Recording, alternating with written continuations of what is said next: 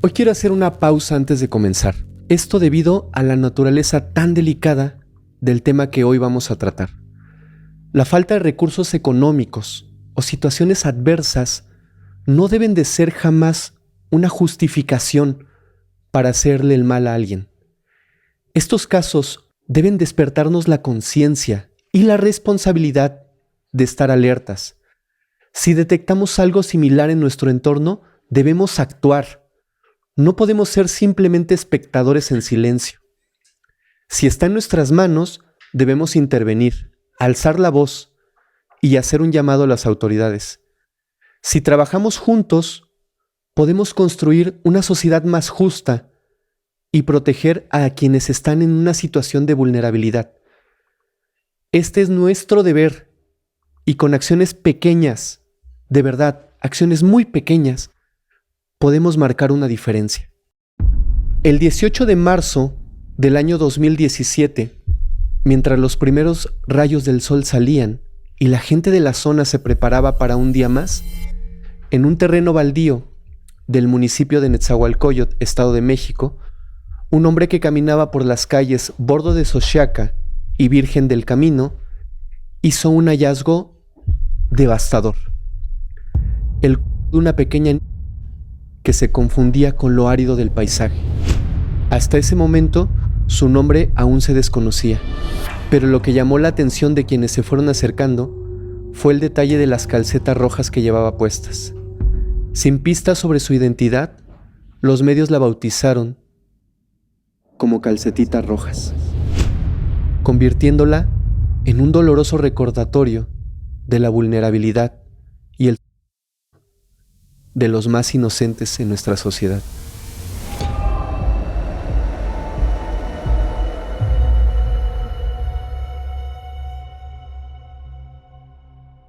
Guadalupe Medina Pichardo, conocida cariñosamente como Lupita, nació el 16 de enero del año 2013 en el municipio de Nezahualcóyotl, Estado de México.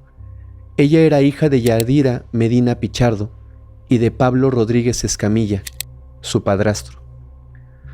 El nombre del padre biológico de Lupita nunca se hizo público.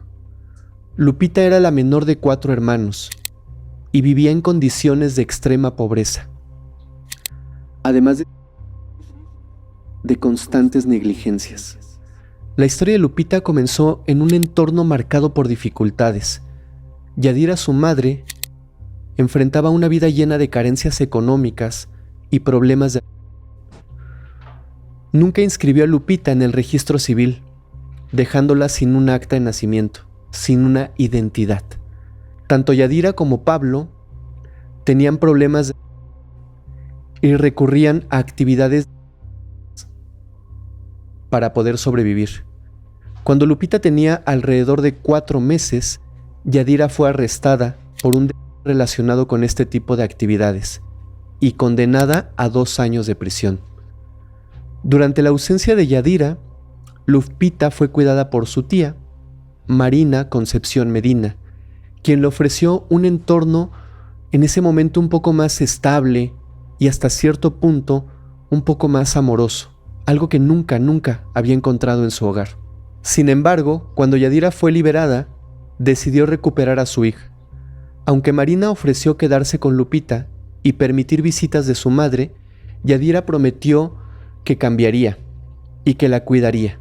Una promesa que desgraciadamente nunca se cumplió. La vida de Lupita con su madre estuvo llena de abandono y de en todo momento. Pasaba largos periodos bajo el cuidado de otras personas, y cuando estaba con Yadira, la falta de cariño y atención eran totalmente evidentes. Nunca tuvo el cuidado ni el amor que merecía, dejando una profunda tristeza en quienes conocieron su historia. En una ocasión, Lupita llegó por sus propios medios a la casa de un hombre y su madre. El hombre, preocupado por la situación, obviamente, la niña llegó de la nada. Documentó en un breve video a la pequeña y le preguntó cómo es que había llegado hasta ahí y quiénes eran sus padres. A pesar de la situación tan complicada, esta familia acogió a Lupita con calidez. La bañaron, Le retiraron los parásitos que tenía en el cabello, la alimentaron y le brindaron un poco de amor y cariño durante el tiempo que ella estuvo ahí. Sin embargo, cuando Yadira se enteró de que su hija estaba con esta familia, fue a buscarla. En ese momento, le ofreció al hombre venderle a Lupita por 20,000 pesos. Estas personas pues no contaban con este recurso y no hubo ninguna opción y tuvieron que devolver a Lupita al cuidado de su madre. Más tarde, Yadira dejó nuevamente a Lupita con otra familia en la colonia Agua Azul, alegando que ya no podía cuidarla, que ya estaba harta. Sin embargo, se arrepintió y se llevó a su hija nuevamente. A pesar de que los parientes de Yadira, familia cercana y personas que la conocían, ofrecieron en varias ocasiones hacerse cargo de la niña, porque obviamente se daban cuenta de los malos tratos a los que era sometida. También se daban cuenta que no comía, se daban cuenta que no la bañaba, sabían que no iba a la escuela, pues había gente que se acercaba a ella con la intención de ayudarla, pero Yadira nunca aceptó estas ofertas. Cada vez que Lupita estaba bajo el cuidado de su madre, desgraciadamente por parte de su padrastro y de su madre.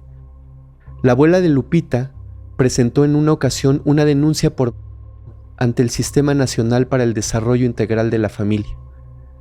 Pero como suele suceder en estos casos, no se recibió ninguna respuesta efectiva por parte de las autoridades. La falta de acción por parte de quienes deberían proteger a la contribuyó a un desenlace totalmente la noche del 17 de marzo del 2017. Esa noche Lupita, sin querer, mojó la cama en la que dormía. Al darse cuenta de lo sucedido, Yadira reaccionó con enojo. Lupita obviamente estaba angustiada y asustada. Comenzó a llorar. Su llanto despertó a Pablo, quien, irritado por la interrupción de su descanso, también comenzó. Sin piedad se volcó contra ella. Y la situación se tornó cada vez más hasta llegar al grado que agredió a Lupita, despojándola de su inocencia. Todo esto, increíblemente, ante la mirada y la presencia indiferente de su madre, quien debería de protegerla, de cuidarla, de amarla, pero no. Yadira se mostró indiferente y no hizo absolutamente nada más que observar. Finalmente, Pablo arrojó a Lupita contra el suelo de la habitación, causándole fatales. Al darse cuenta de que la no reaccionaba, la pareja envolvió su pequeño en una cobijita. Horas más tarde, la trasladaron a la colonia El Sol, donde la en un terreno baldío sobre la avenida Bordo de Xochiaca, a la altura de la calle Virgen del Camino. A esta altura de la historia, quiero y voy a hacer una pausa, una aclaración. En septiembre del año 2023, Yadira Pichardo fue entrevistada desde prisión, donde ofreció una versión completamente distinta a la que había dado a conocer en todos los medios de comunicación, que es la que les acabo de contar. Según ella, los hechos ocurrieron de una manera totalmente distinta a lo que conocemos hasta ahora. Aunque esta versión sigue siendo la versión oficial y lo que quedó asentado en las actas ministeriales. Yadira declaró que la mañana del 18 de marzo, al despertar, se dio cuenta de que la Lupita se había hecho del baño en la cama que compartía con ella y con su pareja. Ella entró en un estado de cólera y la empezó a regañar. Para ese momento su pareja ya había despertado y ambos empezaron a discutir. Yadira tomó un cinturón y empezó a Lupita sin parar, pero los fueron realmente brutales, al grado que Lupita sufrió internas fatales, ya que le varios órganos vitales, la cabeza, y le arrebató la vida. Ella dice que su pareja le dijo que llevaran a la niña al hospital, pero que ella se negó debido a que la niña ya no tenía vida. Él insistió, pero la negativa fue contundente. Como si esto no fuera suficiente, Yadira le dijo que tenían que de Lupita. Envolvieron en una cobijita e inicialmente ella misma dijo que fueran a tirar el a un canal de aguas negras que estaba cerca de su casa. Pero este hombre, Pablo, le dijo que no, que fueran a otro sitio. Después de tanto discutir, llegaron al acuerdo de llevar el Lupita al baldío donde finalmente la... También aclaró que según ella, Pablo nunca... Vale la pena aclarar que los informes forenses revelaron todo lo contrario.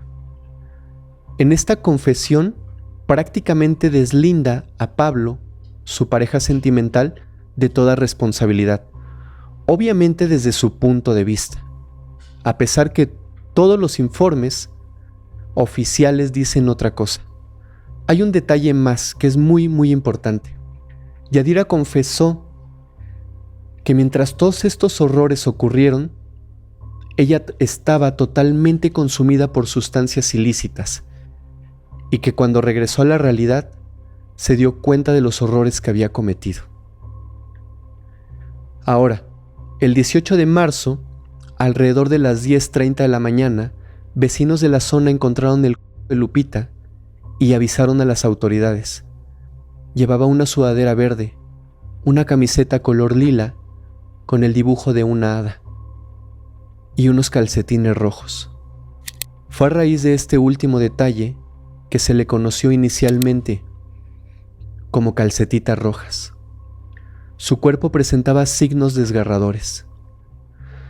Durante el análisis forense, los expertos encontraron lesiones en la cadera y las costillas, causadas por el impacto brutal de los golpes. La autopsia reveló que Lupita había perdido la vida debido a una hemorragia en el páncreas, en el hígado y en los riñones, además de presentar una fractura cráneoencefálica. Esto se entiende debido a la desnutrición que Lupita sufrió durante muchos años. A pesar de que se le tomaron las huellas dactilares en un intento por identificarla, Lupita nunca había sido registrada como les conté oficialmente, lo que complicó más aún su identificación. Nadie había reportado a una niña desaparecida con unas características similares, lo que llevó a la desgarradora conclusión de que parecía que su ausencia no afectaba a nadie.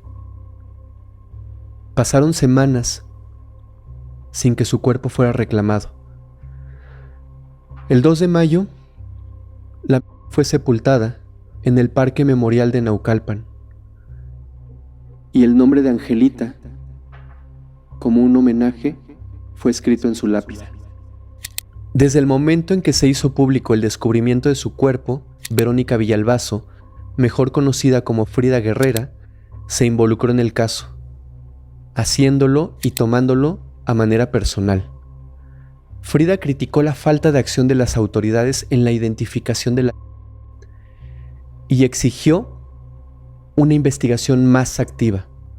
Incluso solicitó a un profesional que dibujara un retrato de cómo podría haber sido Lupita en vida, con la esperanza de que esto ayudara a encontrar a quienes ella pensaba la buscaban y la amaban. No podía estar más equivocada. Se indicó que probablemente Lupita tenía ojos cafés, boca pequeña, cabello lacio y oscuro. La artista Alejandra Arce se unió a la causa y realizó otro retrato hablado de la, el cual se publicó en medios de comunicación y redes sociales el día 15 de noviembre del 2017. Este retrato activó la alarma en el entorno de la familia de Lupita. El 25 de noviembre, Marina, la tía de Lupita, se enteró a través de una cuñada que había una imagen de una muy parecida a su sobrina, Esta imagen la vio en el Palacio Municipal de Netzahualcóyotl. Días después se acercó a este lugar para preguntar sobre la llamada calcetitas rojas. Sin embargo, los guardias le informaron que el caso ya había sido cerrado, que estaba concluido, porque los abuelos ya habían reclamado el... Le mostraron una foto de los abuelos y del cuerpo de la... Pero la confusión fue fatal. El caso al que hacían referencia no era el caso de Lupita. Afortunadamente, una prima de Marina le habló sobre Frida y todo el esfuerzo que estaba haciendo para resolver el caso de Calcetitas Rojas, o Lupita. Marina se comunicó con Frida a través de redes sociales y le comentó que la niña que habían encontrado podría ser su sobrina Lupita. Frida, impulsada por esta nueva información, visitó la casa de Marina y le mostró una foto de la al momento de haber sido encontrada. Aunque hacía tiempo que no veía a su sobrina, debido a que Yadira no compartía fotos de ella, Marina pudo identificar a Lupita por sus rasgos y por la mantita en la que había sido envuelta. Con toda esta información, Frida preparó una nueva carpeta de investigación para entregar a la Fiscalía del Estado de México, cuyos funcionarios hasta ese momento no habían mostrado avances significativos en su propia investigación y que al parecer carecían del interés para identificar a la mujer. El 14 de diciembre, la activista recibió un mensaje que contenía una foto reciente de Lupita. El remitente, conocido simplemente como Lalo o como Eduardo, informó que entre diciembre del 2016 y febrero del 2017, la había estado bajo el cuidado de su familia. Este hombre era el mismo al que Yadira había ofrecido vender a su hija por 20,000 pesos. Su testimonio representaba la pieza clave que faltaba para la investigación de Frida, ya que las tías de Lupita no contaban con fotos recientes de lo que complicaba más aún la verificación de su identidad. El expediente que Frida había recopilado durante 9 meses, lleno de pruebas, fotografías y notas de la investigación, ahora ya contenía un video de Lupita hablando y diciendo su nombre. Este video fue grabado cuando llegó a la casa de una familia con la que vivió. Me refiero a este hombre y a su madre. Con esta información, la policía se puso en contacto con Lalo, quien reconoció a la niña al ver la imagen elaborada por la artista forense. Así, declaró como testigo ante el Ministerio Público. Como resultado de las averiguaciones, las autoridades identificaron por fin, a Yadira y a Pablo, la madre y el padrastro de la como los posibles responsables de las y del deceso de Lupita. El 24 de diciembre del año 2017, el fiscal general de Justicia del Estado de México, Alejandro Gómez Sánchez, anunció por fin la detención de ambos. Los sospechosos fueron ingresados al penal y se les acusó por la pérdida de Lupita. Aunado a esto, se realizó una prueba de ADN para confirmar que Yadira era la madre biológica de Lupita, lo cual arrojó un resultado positivo. Durante la primera audiencia, esta pareja de monstruos admitieron ser los perpetradores de los atroces actos cometidos contra la... Aunque Yadira intentó minimizar su participación, alegando que no había estado involucrada activamente, Dios mío, la noche del 17 de marzo, esta mujer permaneció con los brazos cruzados, simplemente observando las atrocidades que se cometían contra su hija, y ahora, de verdad, intentaba deslindarse de su responsabilidad. Si eso no es ser un monstruo, ¿qué es entonces? Es difícil concebir cómo una madre pudo permanecer totalmente indiferente ante el de su propia hija. En un intento por justificar la ausencia de Lupita tras su fallecimiento, ella afirmaba que estaba con unos familiares o que estaba con su padre. Sin embargo, había que considerar que desde que nació, la había estado constantemente de casa en casa, lo que dificultaba que su respuesta levantara alguna sospecha. Posteriormente, Yadira y Pablo fueron trasladados al Centro Penitenciario y de Reinserción Social de Netzahualcóyotl, para finalmente, el 4 de septiembre del año 2019, el juez César Fernando Menchaca lo sentenciara a 88 años de prisión por los crueles actos cometidos contra Lupita. Además, como si esto reparara algo, se les impuso una multa superior a los 500,000 pesos como reparación del daño. El magistrado también ordenó que se inscribiera oficialmente en el registro civil con el nombre de Guadalupe Medina Pichardo, un gesto tardío que le otorgaban en la muerte, algo que no se le permitió en vida. También se tomaron medidas para garantizar el bienestar de los hermanos de Lupita, solicitando becas para que pudieran continuar sus estudios desde la primaria hasta concluir la secundaria, y se instruyó a los organismos competentes a determinar quién asumiría ahora la custodia de estos. Tras la sentencia, Jesús Campos, abogado de Yadira y Pablo, anunció que apelaría, argumentando que las confesiones de sus clientes se habían obtenido bajo coacción. Para respaldar sus afirmaciones, hizo referencia a una supuesta discrepancia entre el certificado médico presentado por el Ministerio Público y el certificado médico emitido por el reclusorio. Según este abogado, el primero de estos certificados no registraba en los detenidos, mientras que el segundo se mencionaba que ambos acusados habían sido ingresados con lesiones.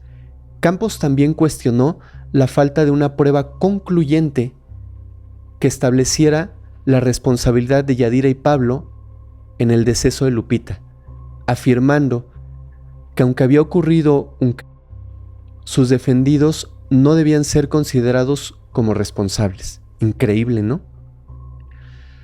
La apelación buscaba reducir la pena o incluso planteaba la posibilidad de liberar a estos dos monstruos si los magistrados consideraban que no había pruebas suficientes.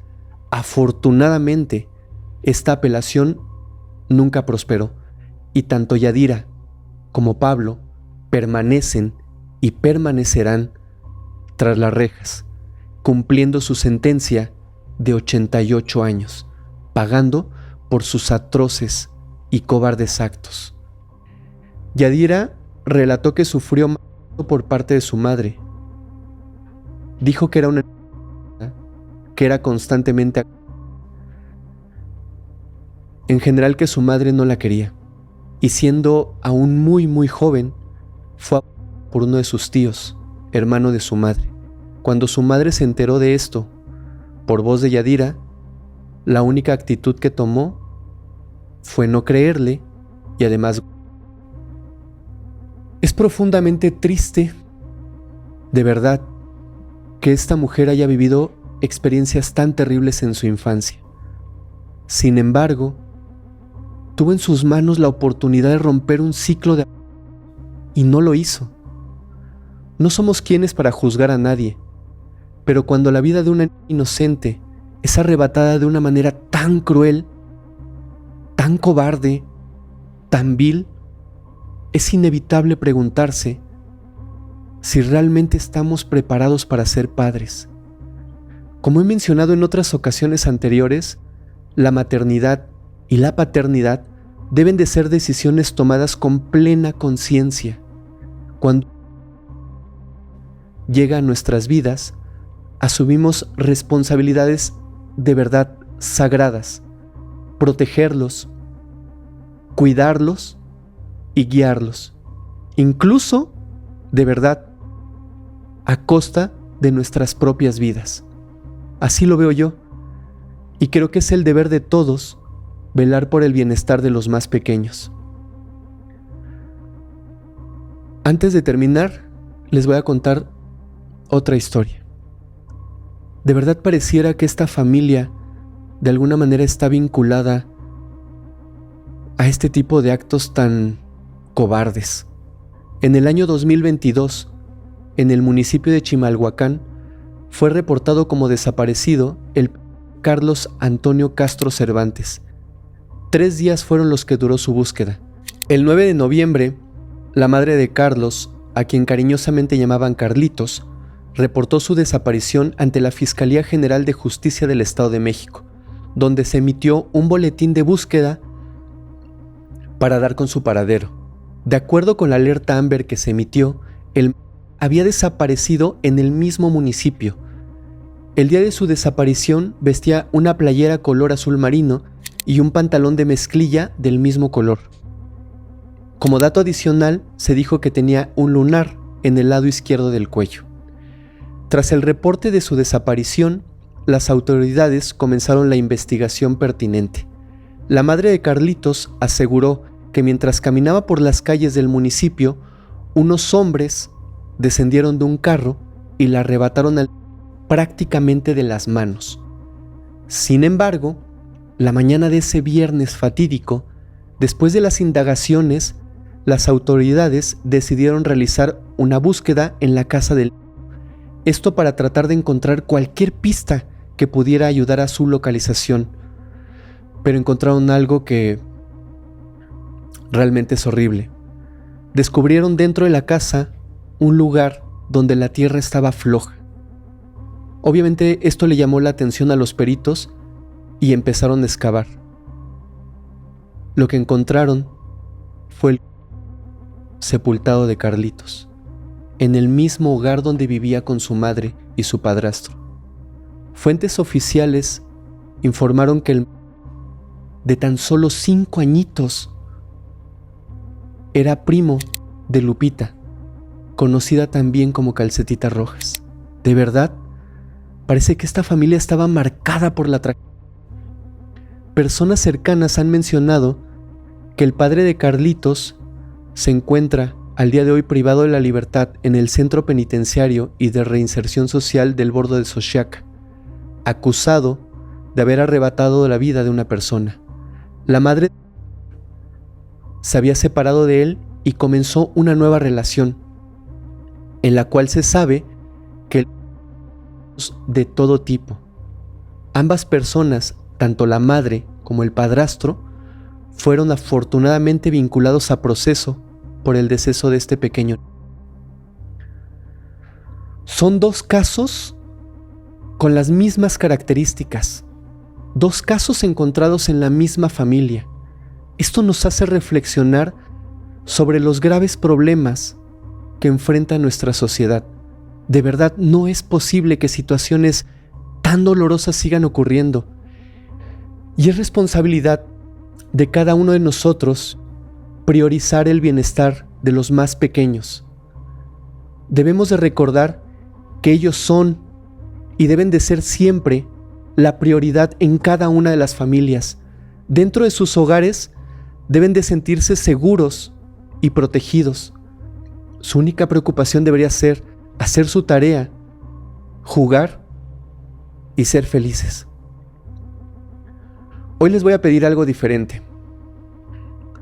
Si este video ha despertado en ustedes conciencia y empatía por los más vulnerables, compartámoslo. De verdad, juntos podemos crear conciencia sobre la realidad que están enfrentando muchos niños en nuestro país.